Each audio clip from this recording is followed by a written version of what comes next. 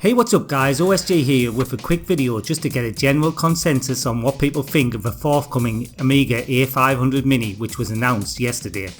The guys from RetroGames Limited, who were responsible for the C64 Mini and the C64 Maxi, have answered a lot of people's prayers and are bringing out probably the most anticipated Mini to date. So let's take a look at the press release video just to see what we get here.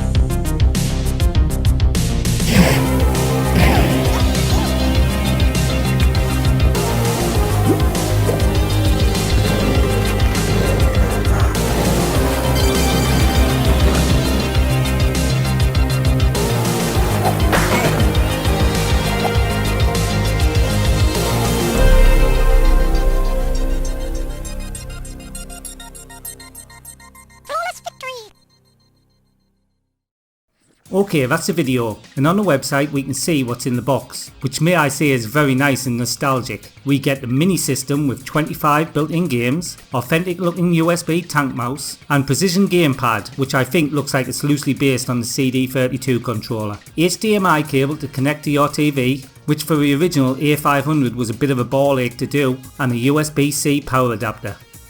The full 25 games list hasn't been announced yet, but some of the games that will be included are Alien Breed 3D, Another World, ATR All Terrain Racing, Battle Chess, Cadaver, Kickoff 2, Pinball Dreams, Simon the Sorcerer, Speedball 2 Brutal Deluxe, great game, Chaos Engine, Worms the Director's Cut, which was the best of the Worms, and Zero Ninja of the Ninth Dimension.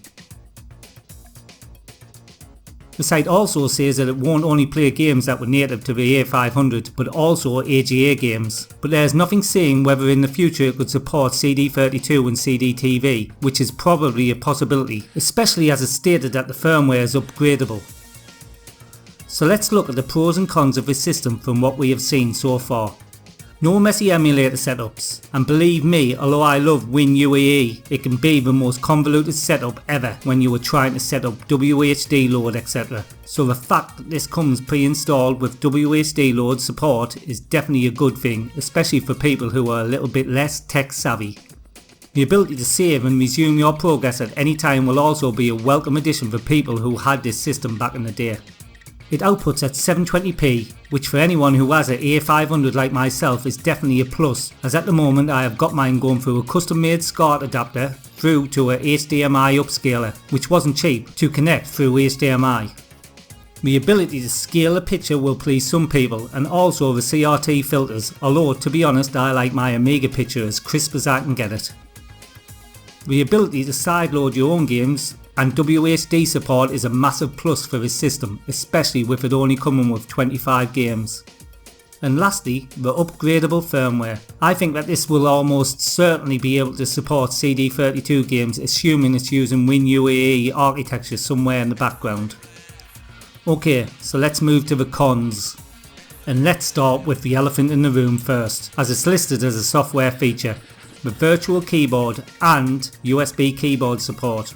Right, so with mini consoles etc they can get away with a lot, but for a system that was a computer I think a keyboard is essential, and from what people have been messaging me with already, the majority of you think the same. Obviously the system itself is probably too small to incorporate a fully working keyboard that a normal man's hands can operate, so for me I would have included a USB keyboard with the Amiga keys layout, or at least have the option to include it in the package for extra money.